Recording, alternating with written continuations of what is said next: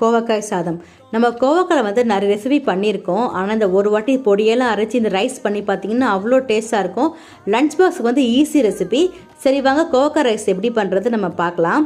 பேனில் வந்து 2 டீஸ்பூன் உளுந்து, 1 டீஸ்பூன் தனியா, 1/2 டீஸ்பூன் சீரகம், 1/2 டீஸ்பூன் மிளகு, 2 டீஸ்பூன் வந்து வேர்க்கடலை, காரத்துக்கு ஏற்ப 3 காஞ்ச மிளகா, 1 டீஸ்பூன் கடலைப்பருப்பு சேர்த்து நல்லா ட்ரை ரோஸ்ட் பண்ணிக்கோங்க. நல்லா ட்ரை ரோஸ்ட் ஆனதுக்கப்புறமா ஒரு மிக்ஸி ஜாரில் வந்து அரைச்சி பவுடராக தனியாக எடுத்து வச்சுக்கோங்க.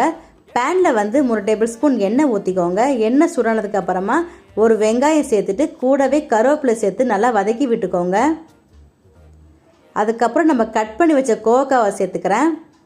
இது கூடவே வந்து உப்பு, மஞ்சத்தூள் சேர்த்து இது கோவக்காய் நல்லா வேகிற மாதிரி ஹை ஃப்ளேமில் வந்து 10 மினிட்ஸ் நல்லா வேக விடுங்க. இந்த மாதிரி கோவக்காய் கிறிஸ்பி ஆனதுக்கப்புறமா நம்ம வந்து அரைச்சி வச்ச பவுட்ரு சேர்த்துக்கலாம். உங்களுக்கு எவ்வளோ வேணுமோ அதை சேர்த்துக்கோங்க. நான் 2 டீஸ்பூன் சேர்த்துக்கிறேன். நல்லா வந்து 5 மினிட்ஸ் நல்லா கலந்து விடுங்க ஹை ஃப்ளேமில். அதுக்கப்புறம் வந்து வடித்து அரை வச்ச ரைஸ் சேர்த்துக்கிறேன். கூடவே வந்து கொத்தமல்லி தழை தூவி நல்லா மிக்ஸ் பண்ணிங்கன்னா ஒரு சூப்பரான கோவக்காய் ரைஸ் ரெடி ஆகிடுச்சு. இதை கண்டிப்பாக நீங்கள் வீட்டில் ட்ரை பண்ணிவிட்டு எப்படி இருக்குன்னு மறக்காமல் கமெண்ட் பண்ணுங்கள். இந்த வீடியோ பிடிச்சிருந்தால் லைக் பண்ணுங்கள், ஷேர் பண்ணுங்கள், மறக்காமல் சப்ஸ்கிரைப் பண்ணிவிடுங்க. தேங்க்ஸ் ஃபார் வாட்சிங்.